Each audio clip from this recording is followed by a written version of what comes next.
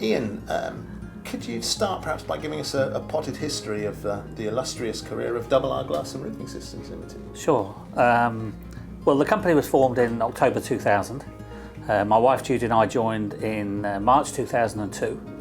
At that time we were producing glass sealed units and conservatory roof kits from a 1,500 square foot unit. We quickly realised that we needed to develop the company, we needed to grow. So 15 years, a lot of growth, a lot of developments.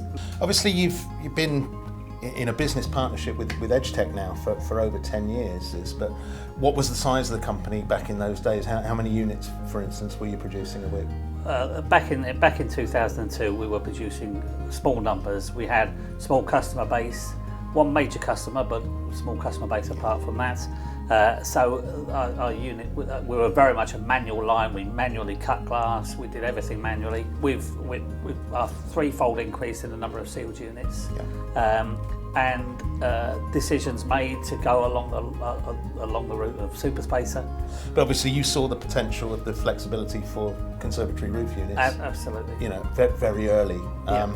And was it a natural progression to start looking at, you know, conventional units and that as your standard warm edge offering? To go from an aluminium bar operation to using a flexible spacer and a different type of production method is a bit of a jump. Yeah. But having made that decision and having benefited us so much on the shaped units, when we came to having to decide about the warm edge spacer, there was really no hesitation. It was just a natural progression. And do you feel that decision's been justified? I mean, has Edgetech contributed positively to your growth down the years? Absolutely, yeah. Absolutely. Our relationship with Edgetech, I think, has been hugely beneficial to us. Well, thanks for that. And I have to say, it's very much a two-way thing. And if we move on to Gina, she is a marvellous piece of equipment. We were producing a lot of units manually. I think we peaked at over 1,200 units in a day on a manual operation. But that came with a 24-hour working pattern and a lot of blood, sweat and tears.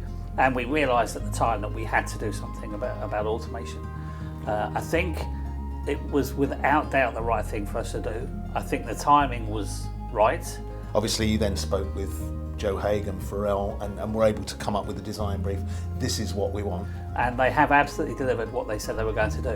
When you decided I'm going automation, was it yes, I'm going to do it with super spacer, or no, I'm going to look and see what's the right thing to do? No, I'm actually kind of shocked when I think to myself that we never ever considered an alternative spacer. We considered lines, but it was always on the basis that there was going to be a super spacer line. I can remember going to Edgetech's, I think it was Swallowgate facility. Yeah. And it was a fairly small unit, and not many people employed there. And to see the transition in, I don't know, 10 years into what Edgetech has become, and to be part of Edgetech's history for the last 10 years, that's quite amazing.